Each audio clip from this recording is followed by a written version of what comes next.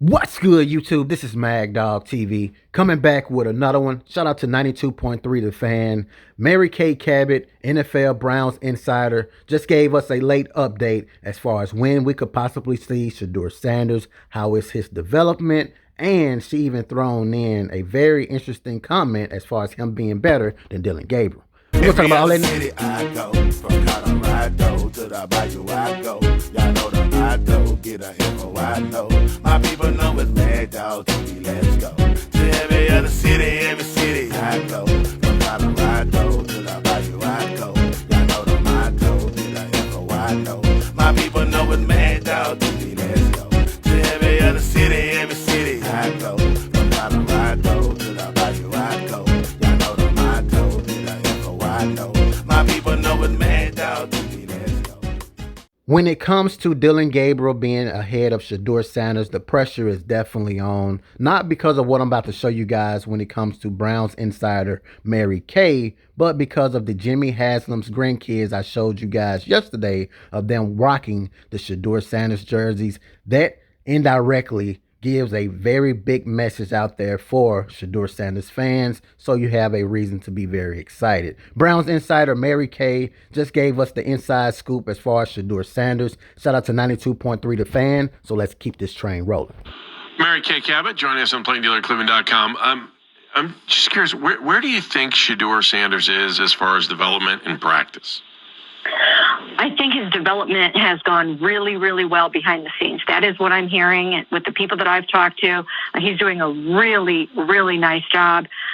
He's making progress in every way, including in all of those ways that they really needed him to, just in terms of being able to get the play articulated, to do some of those other pre-snap things, IDing the defense, and maybe helping to slide the protections and manage the motions and all the things that you have to do pre-snap to make sure that the whole process is going right. And it happens very fast, of course, at this level. And he's getting it. He's really coming along. And the thing about Shedeur, I've written this so many times, I've said it so many times, but he has elite accuracy.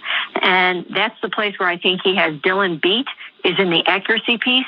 But you have to be able to get to that point where you have time to throw that ball and you're getting it out fast enough so that you can get it there on time and all those kinds of things.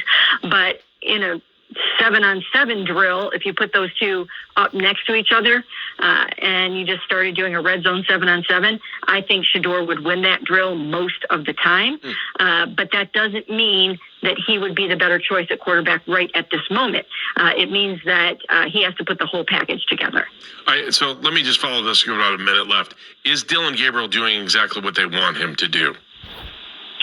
Well, he's making progress and he's getting better. And I thought in this past game, he protected the football reasonably well in tough conditions, didn't fumble it, drop it, or any of those things. He's managing the game well, and that's what you need to see him do right now. Now he's going to have to start to add in some passing game and some explosives. If he can do that, then he will be right on track. All right, Mary Kay. Shout out to 92.3 The Fan, along with Well Off Media for the background view you guys are seeing right now.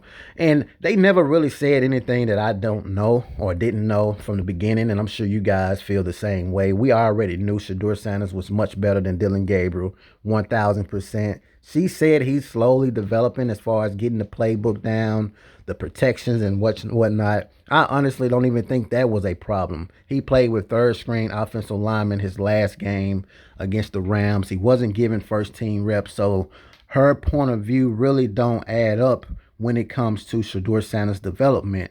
I just think that they're throwing that in there, but they're definitely winging Shedeur Sanders in slowly, and they realize once they call 12, it's a wrap. So maybe Jimmy Haslam is like, look, we ain't calling Shedeur Sanders into this football game late with 3 minutes left against the Dolphins just for the hell of it. When we call Shedeur Sanders' name, we want to give him the legit opportunity to be our franchise quarterback. I'm just throwing it out there. Maybe that's the case. They haven't traded Shedeur Sanders. They are continuing to show signs that they are supporting Shedeur up higher, not Kevin Stefanski. And I want to make sure you guys understand that, not Andrew Berry. Jimmy Haslam, the higher up Them the ones that seems to be rocking with Shedeur Sanders, and that's what matters the most because he owned the team when it comes to the Cleveland Browns. You guys can get down in the comments and let me know, how do you guys feel about what Mary Kay had to say. Shout out to 92.3 The Fan along with Well Off Media as well. Hit that like button, subscribe to the channel. Until next time, peace.